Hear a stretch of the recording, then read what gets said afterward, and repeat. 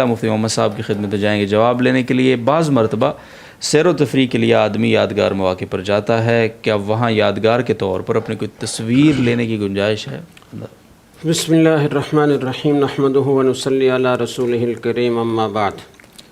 آج کل کی جو کیمرے سے تصویر بنائی جاتی ہے یا موبائل سے، ڈیجیٹل تصویر کہلاتی ہے۔ اس بارے میں علماء کا اختلاف ہے، اور ایک جماعت علماء کی یہ کہتی ہے کہ یہ بھی بالکل اسی طرح حرام ہے جیسے کاغذ پر پرنٹ تصویر حرام ہے، اور دوسری جماعت یہ کہتی ہے کہ یہ ڈیجیٹل تصویر ہے اور اس کی کوئی حقیقت نہیں ہے، یہ کسی جگہ پر کوئی ثبت نہیں ہوتی، بلکہ برقی ذرات آتے ہیں اور وہ مٹتے ہیں، آتے ہیں، مٹتے ہیں، آتے ہیں، مٹتے ہیں، اور یہ عمل اتنی تیز رفتاری سے ہوتا ہے کہ آنکھ اس کا ادراک نہیں کر سکتی۔ لہٰذا یہ چونکہ کوئی ثابت شدہ کوئی چیز نہیں ہے، کسی چیز پر ثبت نہیں ہے، تو اس لیے یہ حقیقی تصویر نہیں ہے، اس کی گنجائش ہے۔ تو احتیاط اس میں ہے کہ نہ بنائی جائے۔ علماء نے جن حضرات نے گنجائش دی بھی ہے تو وہ دینی مقاصد کے لیے دی ہے کہ آپ دین کی تبلیغ اور ارشاد کر رہے ہیں، آپ درس قرآن دے رہے ہیں، درس حدیث دے رہے ہیں، مسائل کا جواب دے رہے ہیں، تو چونکہ آج کل دور میڈیا کا ہے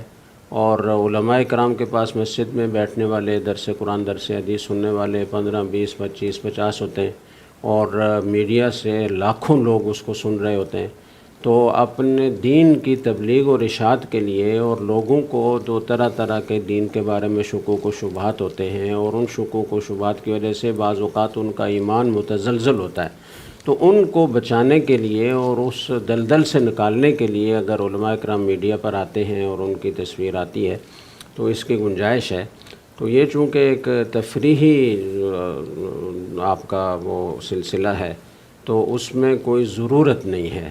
اور جب ضرورت نہیں ہے تو بچنے ہی میں احتیاط ہے، تاکہ ان حضرات کے مطابق جو اس کو تصویر قرار دیتے ہیں آپ گناہ سے بچ جائیں، تصویر نہ بنائیں تو اچھی بات ہے۔ لیکن جن حضرات کے ہاں یہ تصویر حقیقی تصویر ہی نہیں ہے تو ان کی رائے کے مطابق اس کی گنجائش ہے، اس لیے خود تو احتیاط کرنی چاہیے، لیکن کوئی اگر اس طرح کرتا ہے تو اس پر ایسے سختی کرنا کہ جیسے وہ کسی حرام قطعی کا ارتکاب کر رہا ہے،